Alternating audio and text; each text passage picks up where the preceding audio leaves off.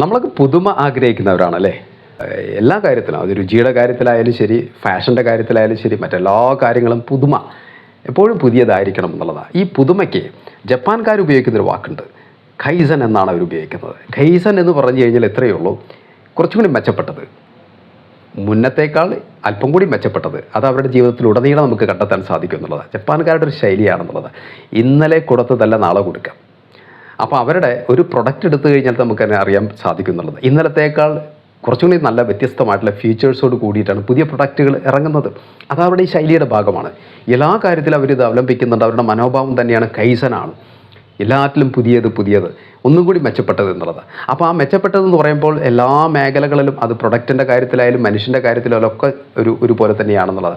നമ്മൾ ഈ കൈസൻ എന്നുള്ള വാക്ക് തീർച്ചയായിട്ടും നമ്മുടെ ജീവിതത്തിലേക്കൊന്ന് എടുക്കുകയാണെങ്കിൽ, ഞാൻ ഇന്നലേക്കാൾ ഒന്നും കൂടി മെച്ചപ്പെട്ടവനായി ഇന്ന് പ്രവർത്തിക്കുന്നു, അങ്ങനെയുള്ളൊരു ചിന്ത കൂടി നമുക്കുണ്ടാവണം. ഒന്നും കൂടി മെച്ചപ്പെട്ടവനായി ഞാൻ പ്രവർത്തിക്കണം.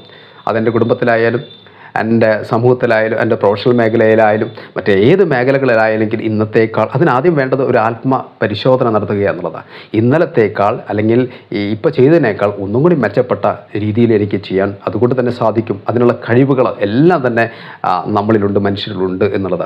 പക്ഷേ ഒരേ ഒരു കാര്യം മാത്രമേ നമുക്ക് ആവശ്യമുള്ള മനോഭാവം, ഒന്നും കൂടി മെച്ചപ്പെട്ടവനാവണം, ഒന്നും കൂടി മെച്ചപ്പെട്ട് പ്രവൃത്തിയിലേക്ക് നീങ്ങണം, ഒന്നും കൂടി മെച്ചപ്പെട്ട സാധനം നമ്മൾ ഉണ്ടാക്കി കൊടുക്കണം, ഒന്നും കൂടി മെച്ചപ്പെട്ട സർവീസ് നമ്മൾ കൊടുക്കണം. ഇത്തരത്തിലുള്ള മനോഭാവം എപ്പോഴും നമ്മൾ മനസ്സിൽ കീപ്പ് ചെയ്ത് കഴിഞ്ഞാൽ തന്നെ ഈ കൈസൻ എന്ന് പറയുന്ന ഈ പ്രയോഗം, ജപ്പാൻകാരുടെ പ്രയോഗം നമുക്ക് ജീവിതത്തിൽ കൊണ്ടുവരാൻ സാധിക്കുകയും അതിൻ്റെ ഒരു സന്തോഷം, ഒരു നല്ല അനുഭവം നമുക്ക് സാധ്യമാവും എന്നുള്ളതാണ്. ഫ്രണ്ട്സ്, എൻ്റെ വാക്കുകൾ ചുരുക്കിയാണ്. അടുത്ത വീഡിയോയിൽ നമുക്ക് വീണ്ടും കാണാം. Thank you.